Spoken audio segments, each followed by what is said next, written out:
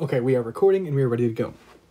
Hello, Mr. Raypack here, and we're going to continue our Industrial Revolution unit. So, when we talk about the Industrial Revolution, this unit is going to be broken up into two parts. One, how the North was impacted by the Industrial Revolution, meaning the northern states in the United States, and how the South, the southern states, are going to be impacted by the Industrial Revolution.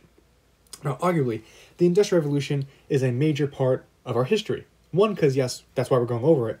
But two, without it, we wouldn't see the growth in wealth or the growth in technologies or ideas without having this Industrial Revolution. And I'm not the only one who says this. Arguably, one of the most, smart technological minds out there, and one of the wealthiest people in the world, Bill Gates, right here, is quoted saying, if you go back to 1800, everybody was poor. I mean, everybody. The Industrial Revolution kicked in, and a lot of countries benefited, but by no means everyone. And of course, one of those countries that benefited from the Industrial Revolution was indeed the United States. So we're going to look at it and see how this Industrial Revolution really impacts the United States in the northern aspect and the southern aspect. So, today, you will be able to analyze how the Erie Canal made the North an economic powerhouse. Basically saying, how did the building of the Erie Canal make the northern part of the United States super wealthy? And you will know when you've succeeded when you have completed breaking down the Erie Journal entry, which is one of those primary sources that we're going to be looking at, but also the Low Bridge Song.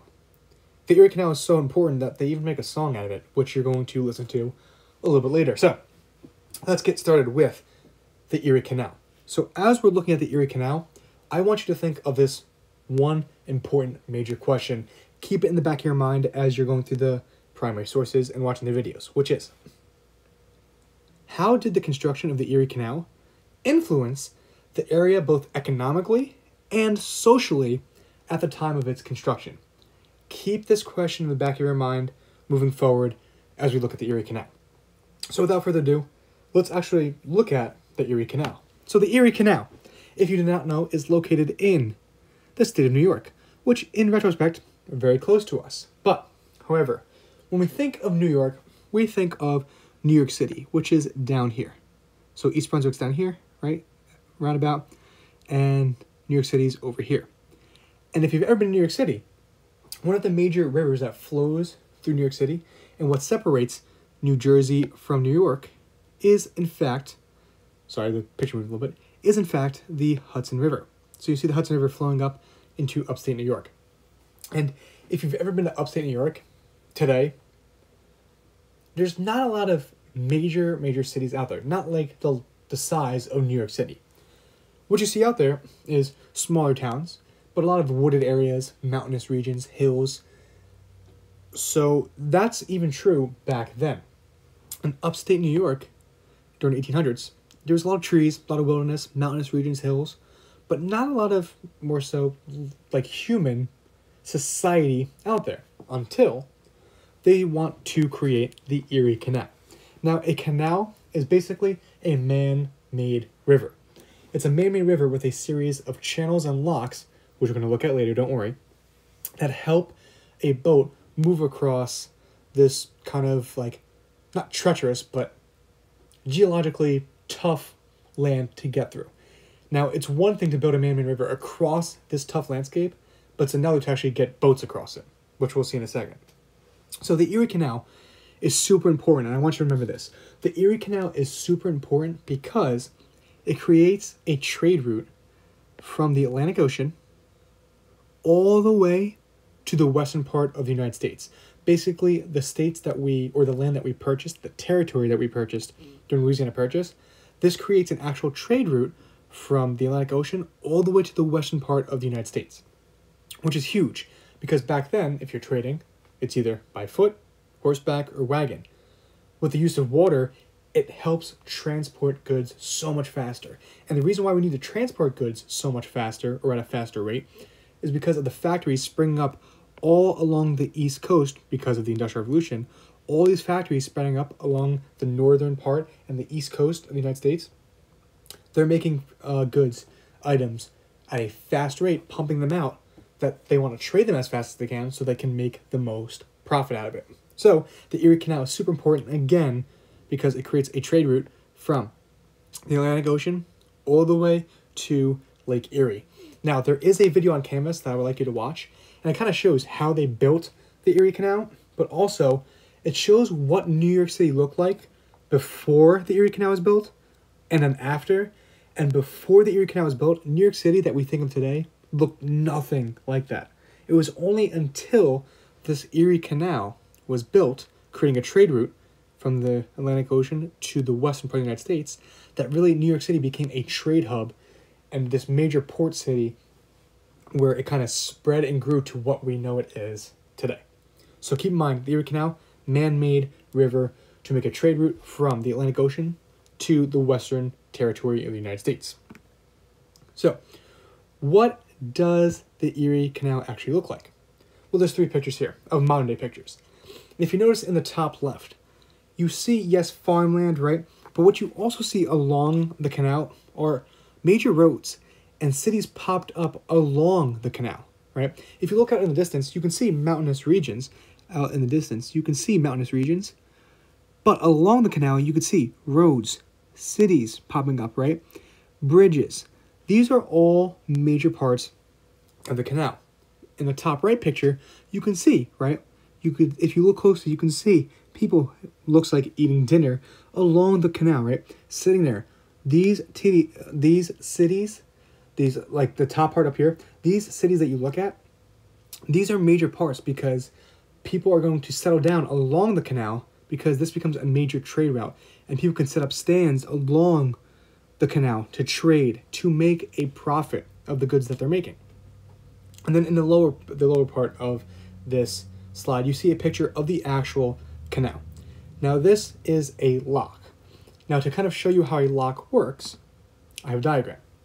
So with a lock, this operational lock, how the canal works, because there's so many different levels of geography on the land that they had to cut through, it's not just one straight path of water, because it's really hard to make water flow uphill. So what they created was a system of channels and locks. And what this does is, when a boat is sailing along the canal, right, we have one equal length of water, right? One equal height of water. And what happens is, it pulls into the lock, the door behind it locks, and what happens is, they start to drain the water out so that the boat can, in return, go down to the lower level. In short, it's basically like an elevator for boats to get along the treacherous terrain, the different levels, the different heights of terrain on the Erie Canal. So the lock is a series of basically elevators that helps the boat get across this land to the Erie Canal. Now going back to your actual assignment, okay? That was a little basic info on the Erie Canal, but you got the importance out of it.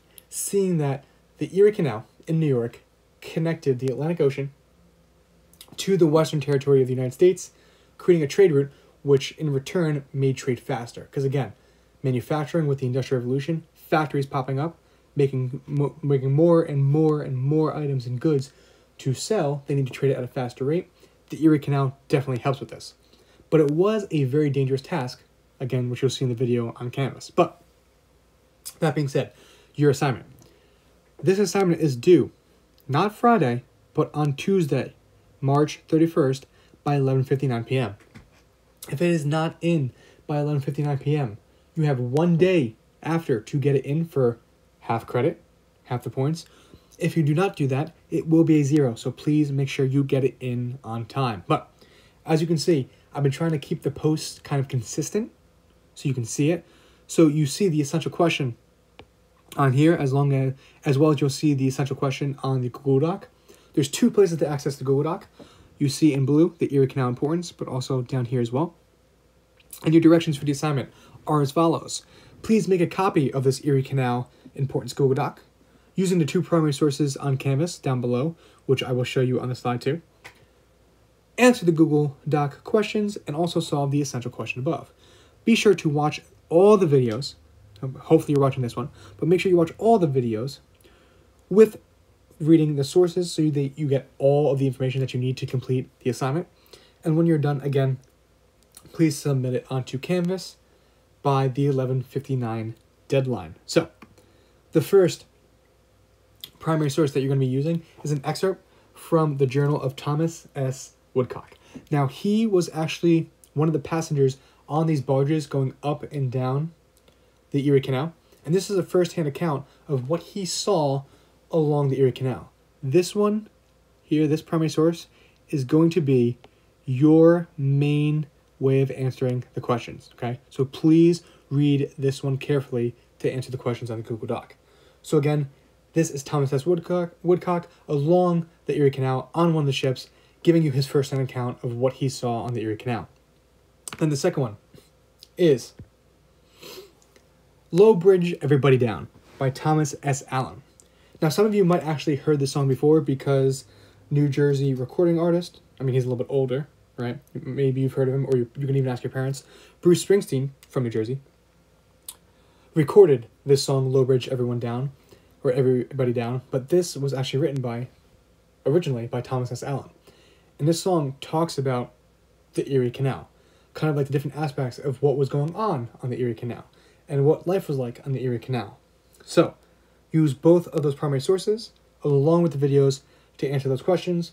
Again, please, please, please submit it by Tuesday, 11:59 p.m., because if you don't, you have one day after. It will be late. If not, it will be a 0. And just so you know, grades for the third marking period are due on Friday. So if you're missing anything, please email me. Let me know. Talk to me, because report cards should be issued out by Monday. So this is our first assignment. Wrapping up, again, let's go back with the Erie Canal. Please, please remember, all right, we're looking at the Erie Canal as you're looking at the documents and answering the questions.